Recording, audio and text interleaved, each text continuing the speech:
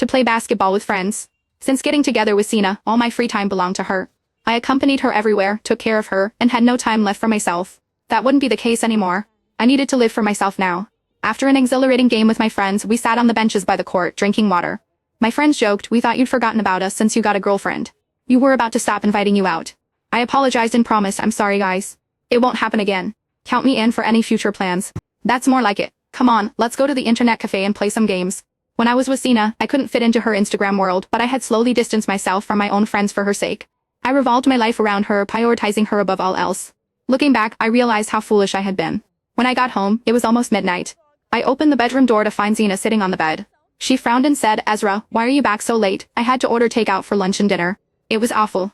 I opened the closet to get some clean clothes. I ate at restaurants today too.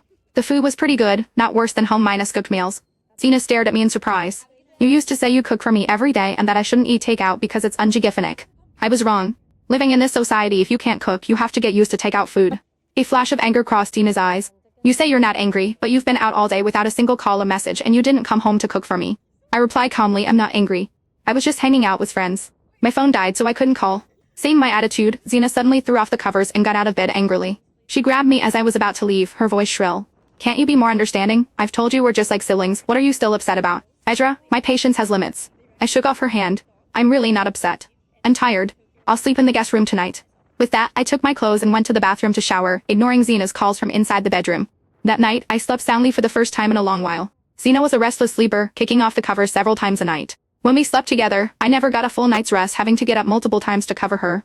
Early the next morning, Sina sat in the living room with her arms crossed, her face dark with anger. I knew she was waiting for me to apologize first and make her happy. In the past, whenever she was unhappy, I would beg for her forgiveness even if I didn't hint at anything W or on. Then she would list a bunch of conditions, and only after I had fulfilled them all would she reluctantly forgive me. This had been the pattern for years and I was tired of it. I ignored her, got ready, and left. I had important things to do today. I went to the office to submit my resignation letter. My manager was surprised and tried to persuade me to stay, but I insisted on leaving. I had originally taken this job to be close to Sina, to take care of her. But now, that was no longer necessary. Last night, I had a video call with my parents telling them I was planning to quit my job and return home. I saw the tears of joy in my mom's eyes. My dad's health hasn't been good lately, and he's been struggling to run the small supermarket by himself. When I say home, it's not some remote village but a coastal city. Sina had always refused to go back with me, saying she wasn't used to the food there. So I left my parents to find work here with her. That evening, I met up with my friends for dinner and told them the news.